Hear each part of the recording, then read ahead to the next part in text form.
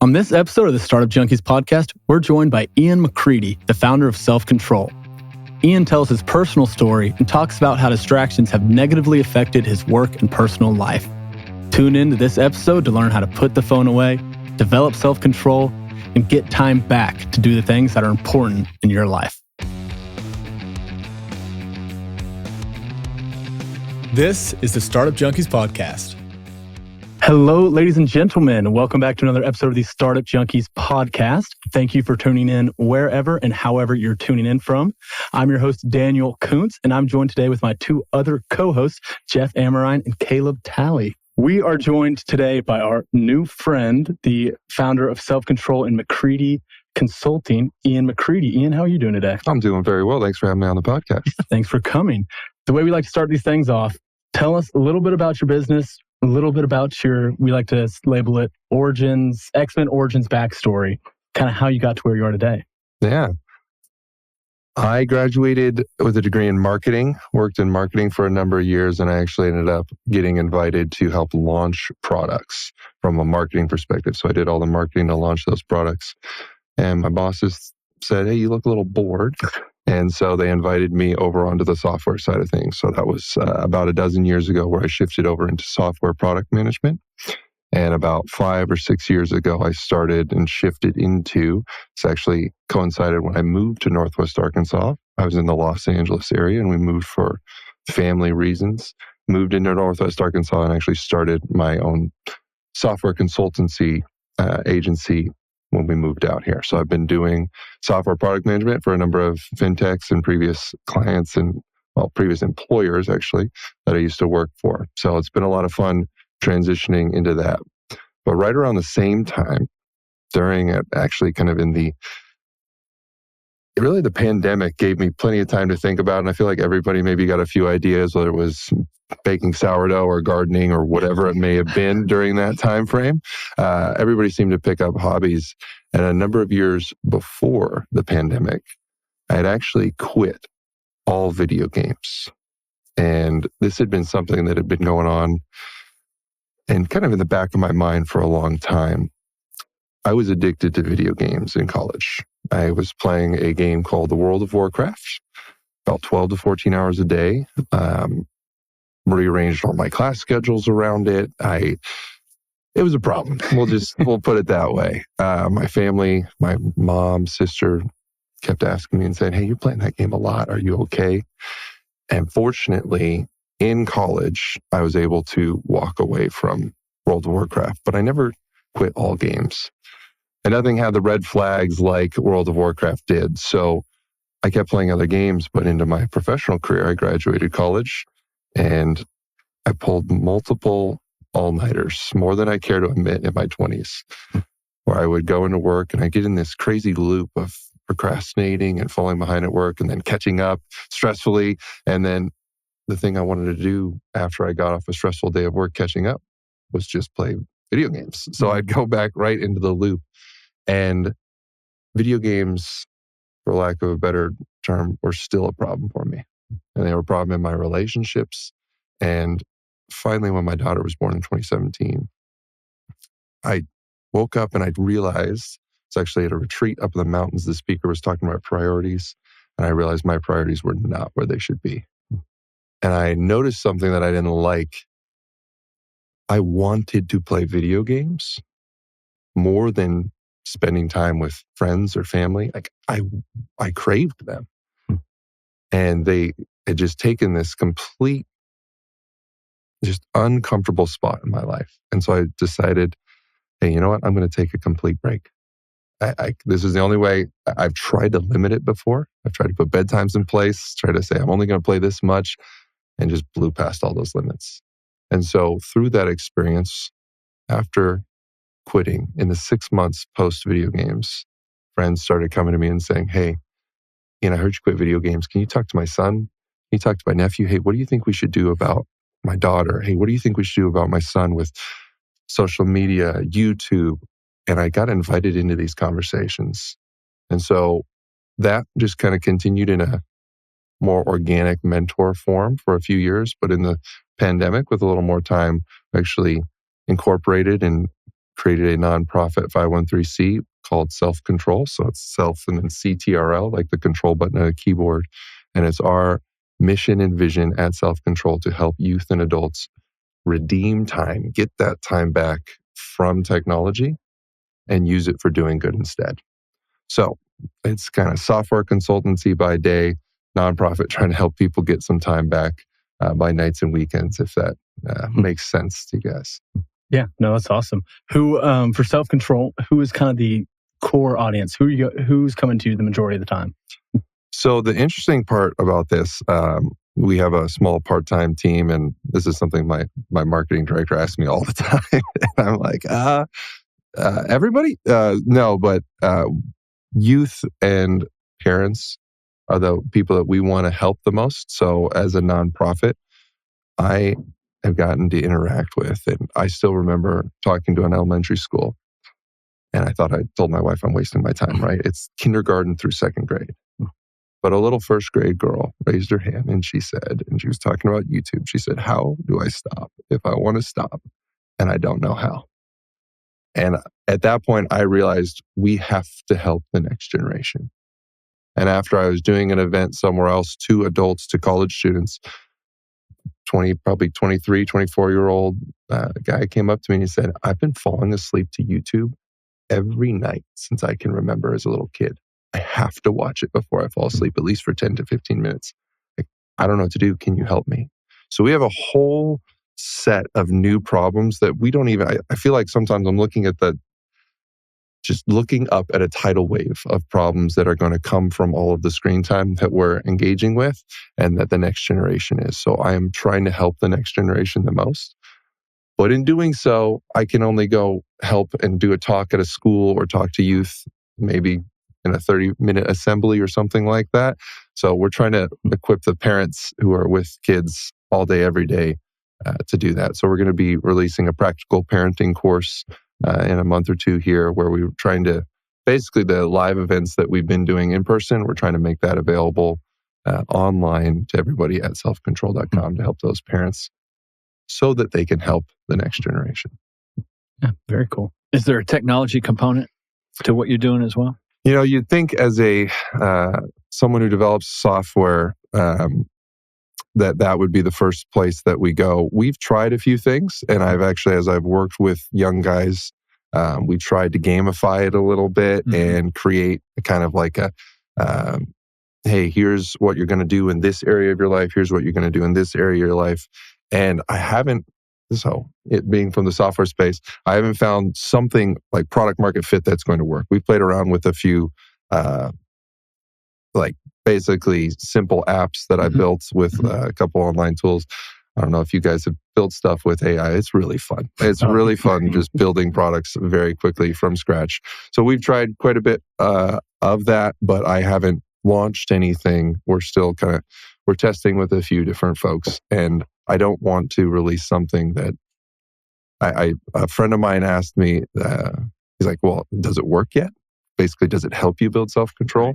And so many people, it's such a broad problem. So we're still working on what that looks like. It's been interesting to watch some people in the space though, because there have been some startups. I think one, I'm trying to remember the name, but they did get Y Combinator or YC funding that essentially they are trying to gamify it and basically have people openly compare their screen time and use that social pressure or use the, well, maybe I'll call positive peer pressure to help people build self-control. Gotcha. How do you currently interface with the people you're serving? Is that primarily through speaking engagements and kind of adding the course into that? Kind of what is that? Yeah. So this started out of me getting invited into conversations, mentoring people, and then people just kept asking for help. And I still remember talking to a mentor of mine in his 60s, and I figured I'm just telling him about what I'm up to. He's like, hold on, Ian, hold on. I'm on level 7,624 of this mobile game I'm playing. I was like, what? So I share that to simply say the problem is every single person on the planet has been introduced to addictive technology over the last 10 to 15 years. And so I have literally it's almost like the problem has pulled me along. And we have, in the last year and a half, spoken to dozens of places. We've done an event over at Tyson. We've done events at a lot of the churches in the area. We've talked to multiple schools, and I've started to do assemblies. And every single one of those has resulted in people saying, hey, can you come talk somewhere else? So yeah, mainly we've been doing those events. We're trying to get they're all recorded. We're putting them up on the site. Something I think the startup community will relate with. It's hard to have two jobs. It's hard to double it up. And I've always thought that I'm pretty good at being structured and essentially segmented in a healthy way with how I make sure I have two young kids at home, elementary school age, and I want to make sure I'm not spending so much time building the next thing that's going to help thousands or millions or an unknown number of people at the expense of my own family.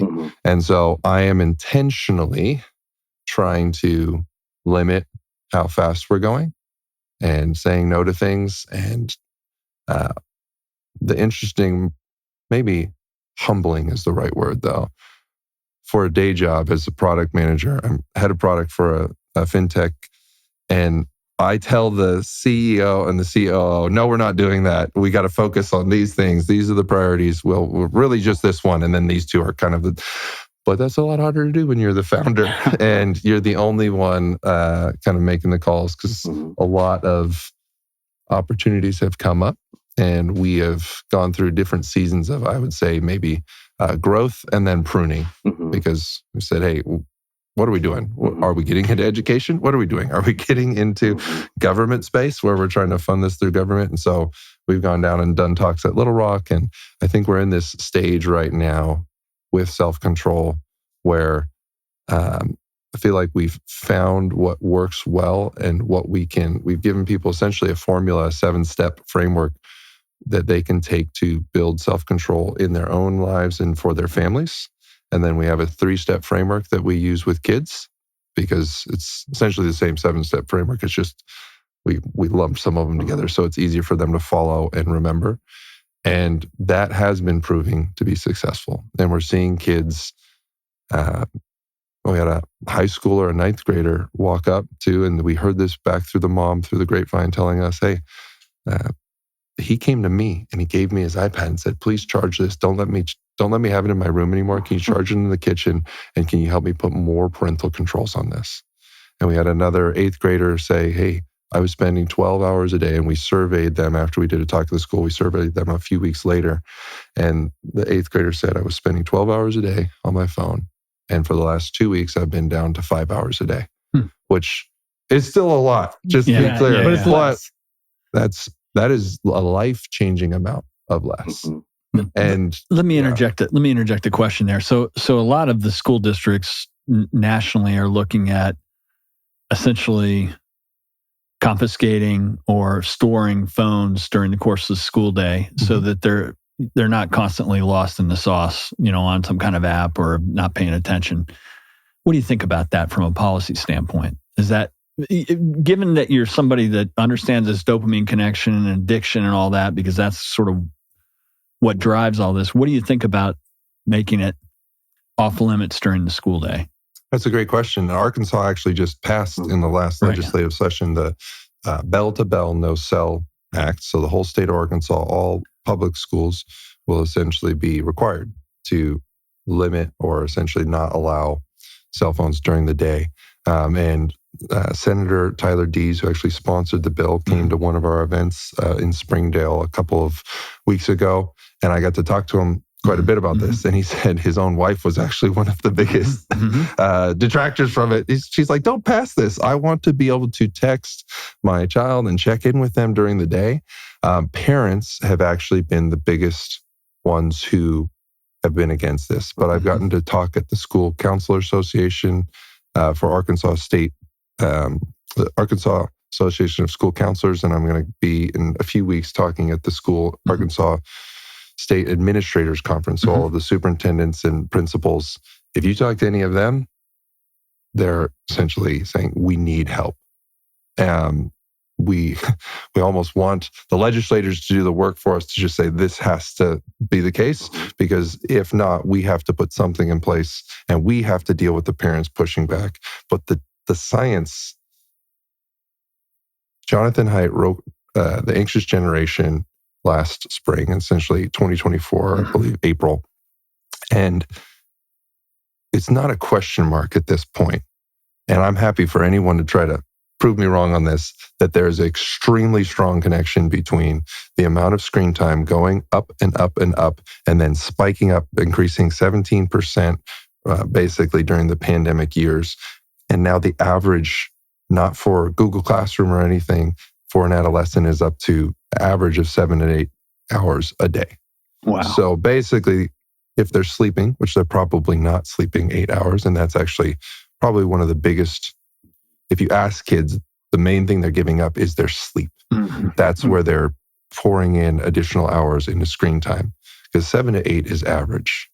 So you're in a household where parents have rule sets, they're doing that, but actually many households don't.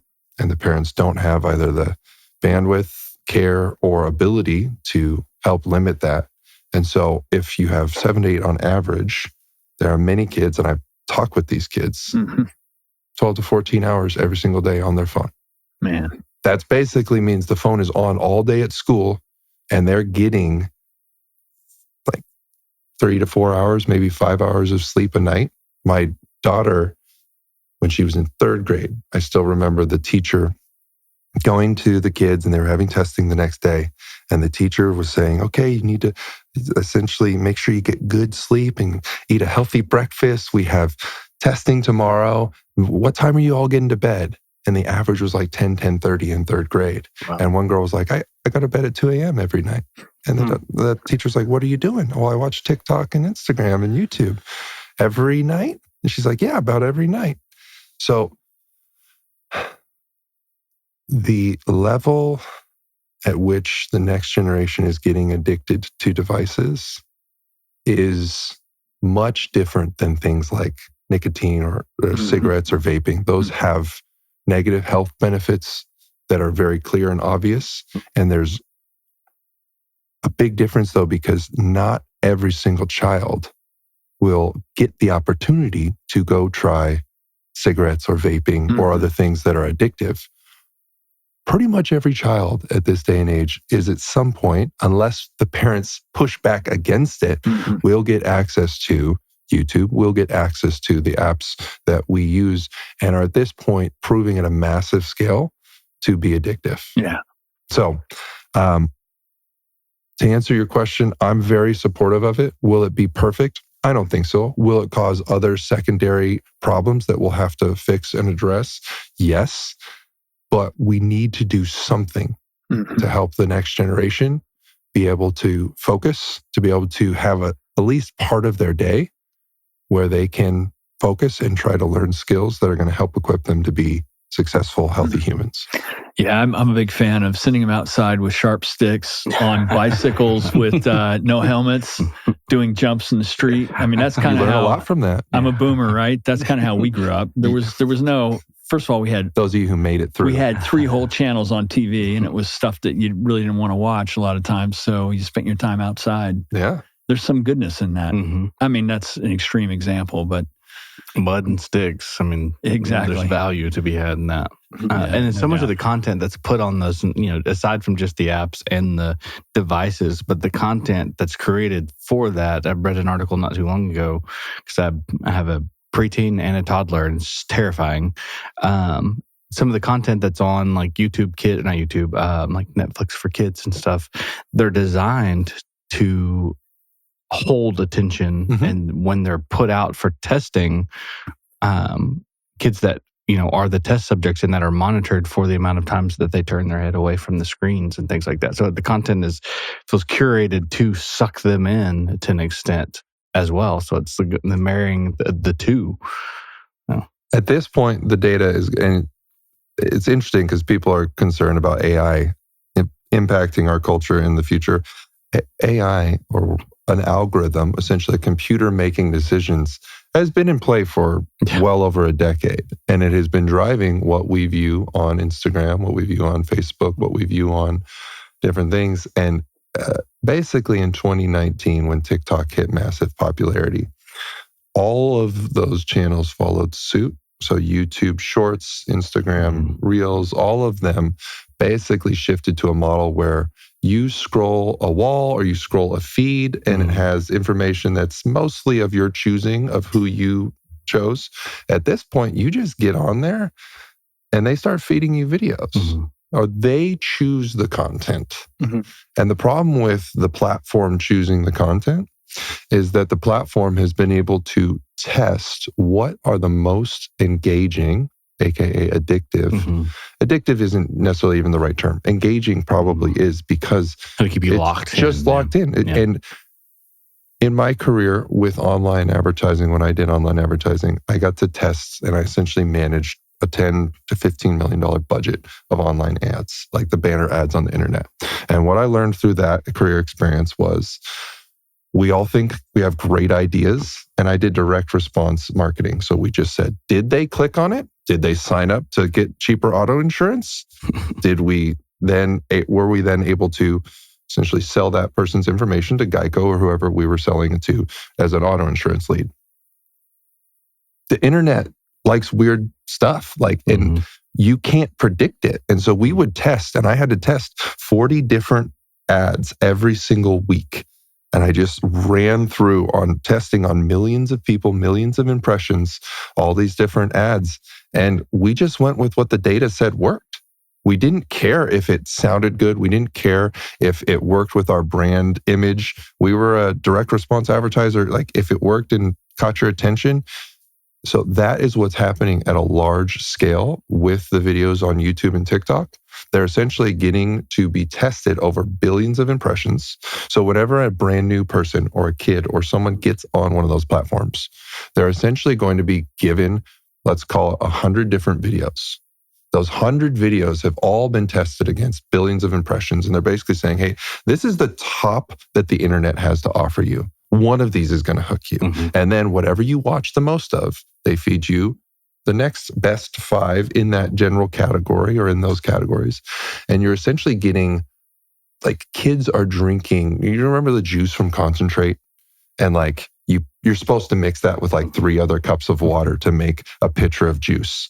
But as a kid, I was like, well, why don't I just take a spoonful of the concentrate, right? Maybe that was just me, okay? I had a weird childhood and tried different stuff. But it was super good. And it was just highly concentrated syrup. You're not supposed to consume it in that way. That's kind of like what TikTok is giving us. You're getting the very best, most engaging videos of the internet that have been tested.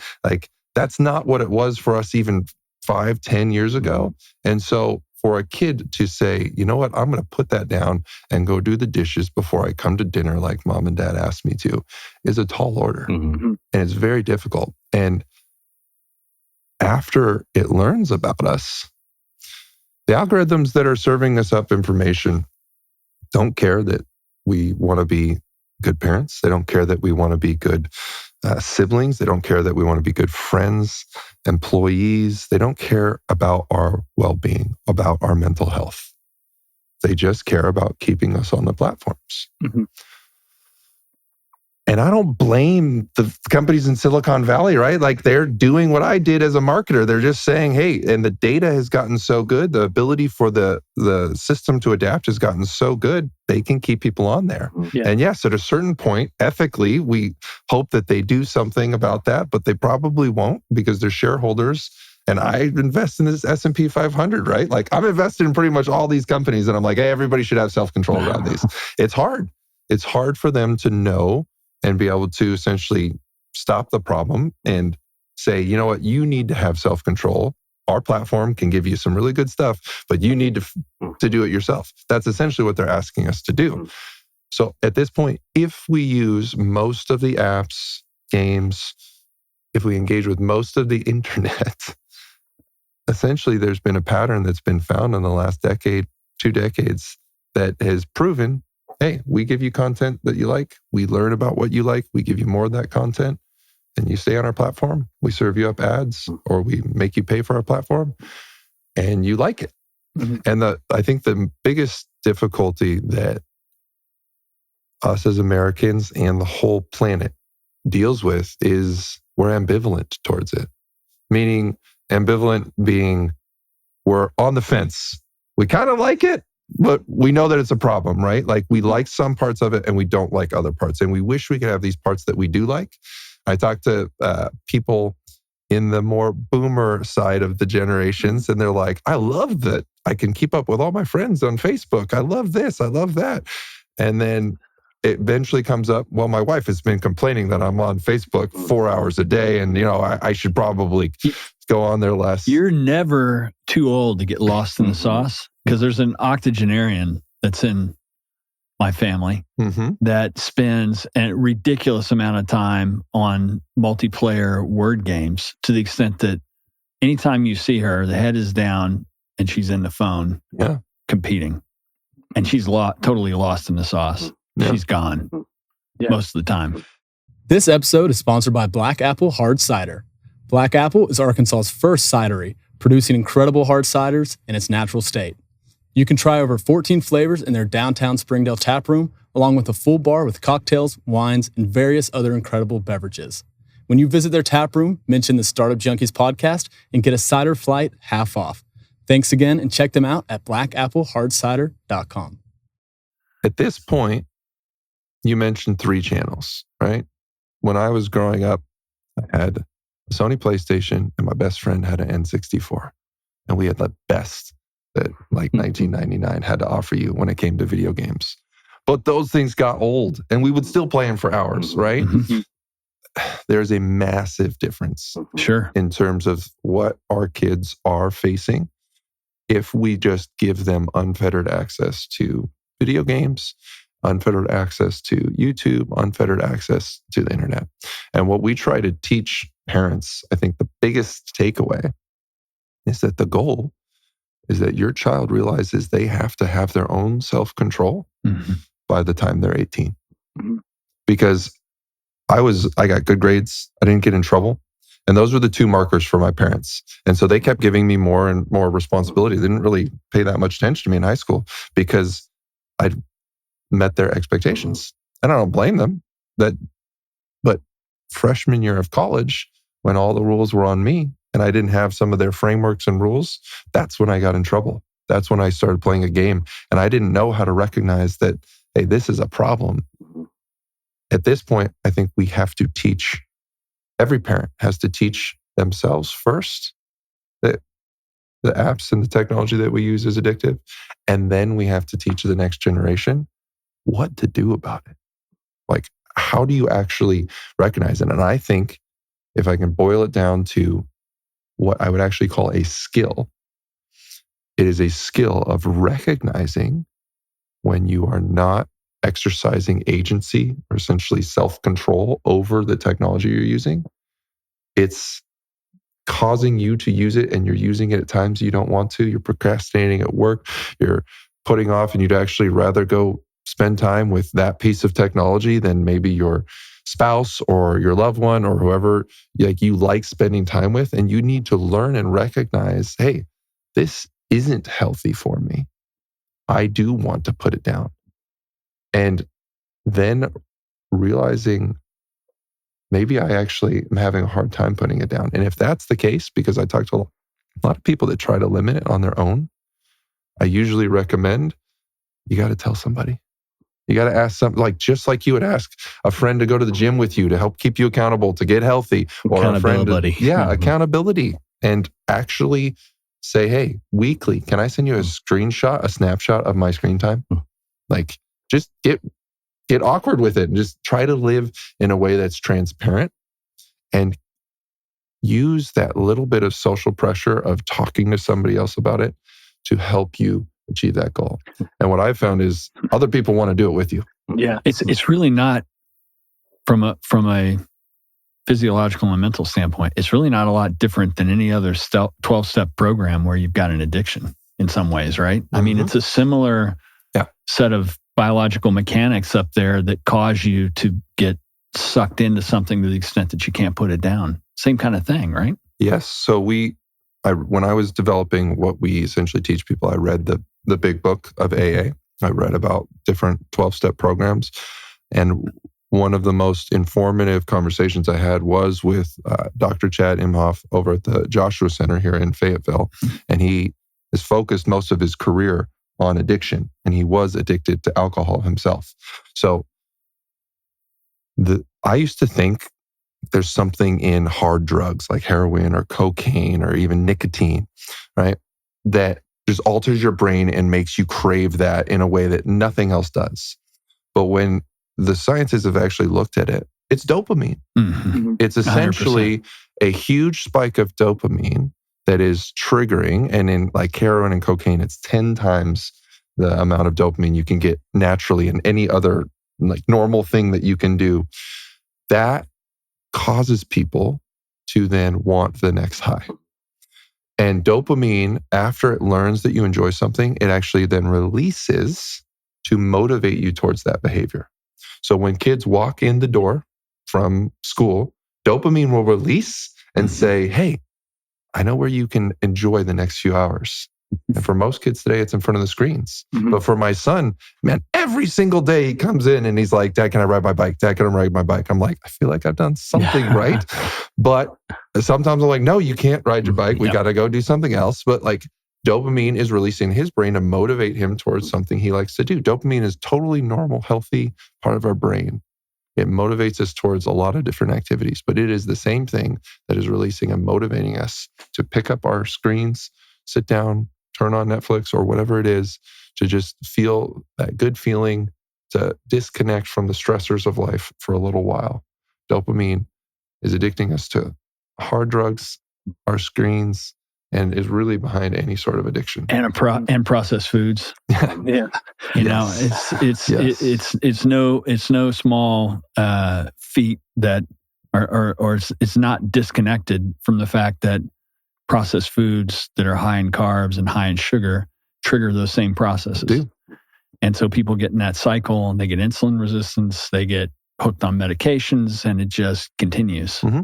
Breaking that, being disciplined about that, having things like I wear a continuous glucose monitor, not because I'm diabetic, but because that runs in my family, to see, and having that biofeedback to see, I don't need to eat that. I can see what white bread does to my blood sugar. It makes a big difference. Having that little bit of information to say, make a better choice. Yeah. It helps. The visibility is huge. Yep. So like the equivalent of the insulin monitor, maybe for the people watching today or listening today, on the front of my home screen, I do have an iPhone and I still manage to be a functioning human. I put essentially the screen time and I made it a widget, and it takes up most of the front of my iPhone. And every time I open my phone, I get to see how much time I've spent on my phone that day. Yeah. And I do that so that when I pop it up and I'm like, oh man, and I put it down. It helps me see that, because the visibility, people don't realize, because you do it in bits and pieces throughout the day, right? And that all adds up to 7 hours. You're like, I didn't really, seriously, 7 hours? And then we start making excuses. We say, well, I left it on and I was just listening to music during that time, or I was listening to a great podcast, right? And, so clearly 7 hours is overblown. And it was like, no, it's actually probably not. And you still were using technology that much. But I think the important thing to understand about processed foods or any type of addiction is most addictions are formed through essentially what's called a tolerance-based cycle. Mm-hmm. And so we become tolerant to the things that give us dopamine or the things that we enjoy. And it will take us more of whatever is giving us that dopamine the next time to get that same feeling. Mm-hmm. So we need more time on TikTok. We need more time on Instagram. We need more time to just get that kind of same feeling of like, oh, I'm really enjoying myself and getting to relax. We need more video games. We need to do better in the video game that we're playing. And it's the same thing. I have a low-key addiction to caffeine. I think a lot of people do. It's not a problem, right? I can stop. I can stop anytime. I appreciate that, Daniel. Yes. Caffeine I rationalize it and it's got all these positive side effects and blah, blah, blah. Yeah, I'm not stopping drinking coffee anytime soon. But my point is, over the years, I've slowly had to drink more and more coffee. Mm-hmm. So I think we can all understand through some basic things that we need more and more screen time. And the difficult part is, if the next generation is starting at 4 on a tablet, by the time they reach 12, they actually do need 12 hours to feel the same way that they've been training their bodies through this time. It's very difficult. And at a certain point, that's their whole existence. Yeah. And so, no, it doesn't have the negative effects of a 12-year-old drinking alcohol or doing drugs. But the effect is still an ineffective human not doing anything but consuming other content. Mm-hmm. And the difficulty is, once that child reaches high school or goes into college, the rates of anxiety and depression are skyrocketing. Go on. And I don't know if this is a side effect or kind of an on-ramp to that level of addiction, but something I've seen firsthand, and this is my own interpretation, is a decreasing ability to be bored. You talk about playing outside. Like, I feel like being bored as a child spurred a sense of creativity to where I was forced to have to find things to stimulate my mind or stimulate activity.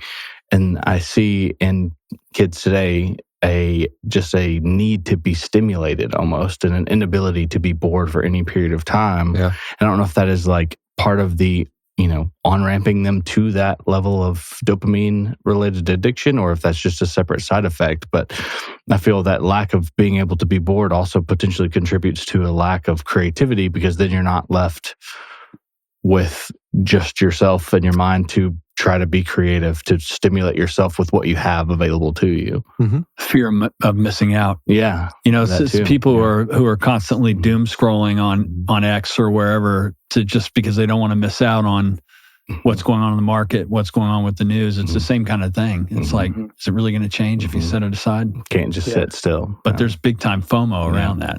Absolutely. I want to interject real quick. Go back to something you said earlier when you were talking about parents, teaching their kids to have self-control before they turn 18. A lot of that falls on them, the parents' responsibility to learn self-control for themselves.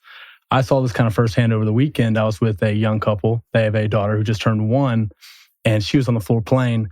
She constantly was grabbing for the phone because she sees mom and dad on the phone all the time. And this is something that their mom, so baby's grandma, noticed and pointed out to me. She's like, hey, you see how she's just playing around? Like, obviously she's not scrolling on the phone. She doesn't know what she's doing, but she sees her parents hold it. She's internalizing it. She sees her parents hold it when, I'm holding the baby here, but scrolling, the baby sees the parents doing that. So it's grabbing wherever this box is because it sees its parents doing that. Yeah. It's just something so crazy that I've noticed. What are some of those alternatives that people could have to maybe, whether that's fulfill their dopamine needs rather than the phone, or alternatives to looking at a screen? What are some of those strategies maybe? Yeah. So I was talking to that same Dr. Imhoff, and so in product management, I don't actually create any software. I just work with the teams that do it, right? So when I'm going to try to help people with addiction, I don't know what I'm doing. So I actually go to some experts and try to understand. And I asked him, a super common question I get is, can I go back to video games? Or can I use TikTok a little bit? Can I do it in a healthy way? Can I use my device? I want this. Can I do that in a healthy way? And essentially he said, well, how much of a problem is it for you? Can you put limits in place, and are you able to keep those limits? And so when I'm talking with parents, I try to open their eyes, and I do it under the guise of, we're talking about the problems with the kids. But invariably, all of the parents come up to me after and they're like, hey, yeah, I got a problem with this. I got a problem with that. And even as you're listening to this, I bet you had something come to your mind unbidden. And you're saying, yeah, I don't want to continue to be controlled by this. I don't want to continue to have a problem with this. And if that's you, the recommendation when you're actually at the point of addiction, you've tried to stop and you can't. And using the term addiction is a little bit of a misnomer because addiction means it's wrecked your life. Like you have had major negative problems. And most people can have a functioning level of addiction to their devices because everyone's kind of okay with it. But at this point, devices are leading to breakups in marriage. Devices are leading to people getting fired at their job because they can't get their work done. Devices are leading to these things. So if you're at that point and you're sick of it, you have to do kind of what an addict would do, like evaluate and say, you know what, I don't know what to do about this. And the recommendation for someone who's in that space is they take a 2 to 3 month break from the thing that they have a problem with. You don't tell someone who's trying to get off drugs and say, welcome to the rehab center. We're going to give you a little bit of this drug. You know, we get it a couple times a day. They do that sometimes with hard drugs because the body has gotten used to it. But that's not a good plan for screens. It's not a good plan for most things when you're trying to detox from something. Yeah. And you will be in a state of detox because you've gotten so used to going to it at certain places, certain times. So in those scenarios, you need to take a few steps. Say, hey, what am I taking a complete break from? And if you're like, I'm not sure I'm at that point, start with a limit. Try to limit it to, hey, I'm only going to do this on certain days a week, or I'm only going to do this on the weekends, or I'm only going to do it at certain times. If you can't stick to that, it's got a problem. Let's go to the next step. And essentially, hey, I need to take at least a 2 to 3 month break to reset my dopamine levels in my brain. And then we can talk about reintroducing this into my life in a healthy way. And you'd be more able to set those limits after taking a 2 to 3 month break. But the other thing you need to do is be transparent about it. Talk to somebody about it. Be in community. And then community in general is the main thing that we recommend to what am I doing instead? What do you want to do? What are you interested in? And we try to, there's literally a billion things that people could replace and do that are healthy with their time. And so whenever I'm talking with someone, we go through a list and I kind of let them lead the brainstorm and we work through it. So community and finding those replacement activities. If we're going to find replacement activities, we need to find things that we enjoy doing in the same pockets of time of the time that we're using those devices. So if that's right before bedtime, we need to find something that works before bedtime. If it's when we're nervous at work and we're trying to procrastinate at work, we need to figure out an alternative, like going for a walk around the block or going to talking to a coworker or giving someone a call. We need to find things that we can do that replace that loop.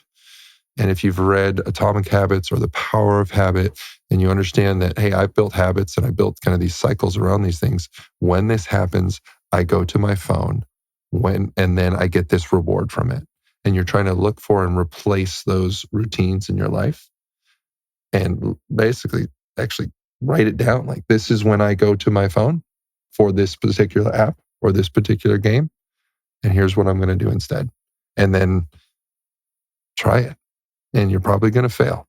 And I don't mean to discourage everybody, but just understanding that should be a sign to you, like, wow, my brain has built some serious patterns around this.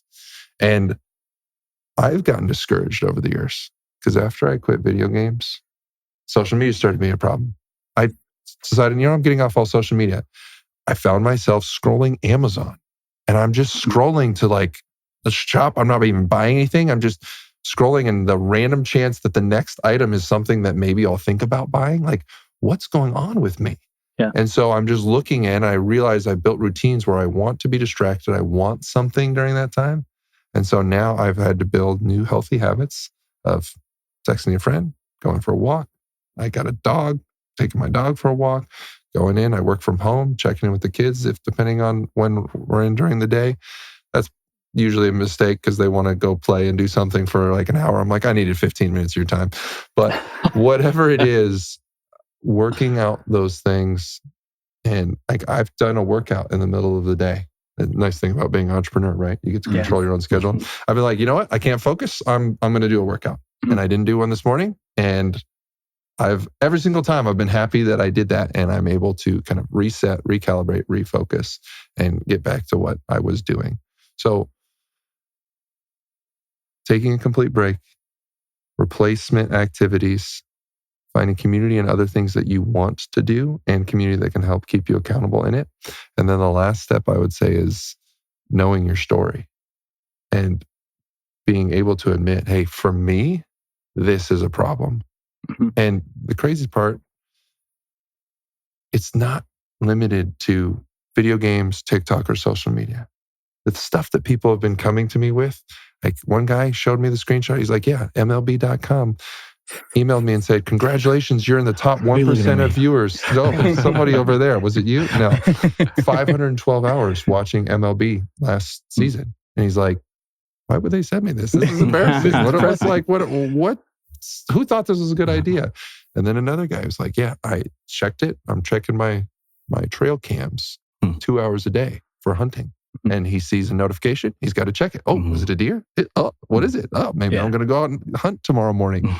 Like, technology has enabled us to be connected to whatever we have an interest in 24/7, 365. We have to say, you know what? That's actually not healthy for me in this instance. I need to be able to be disconnected from my phone during certain times to be able to focus on what's important to me and the people that I care about. Mm-hmm. Yeah, that's pretty good advice. Speaking of advice, the way we kind of like to end these episodes, if you could go back in time, give a younger Ian a piece of advice, it could be Ian from yesterday or Ian from 20 years ago, what would you tell yourself?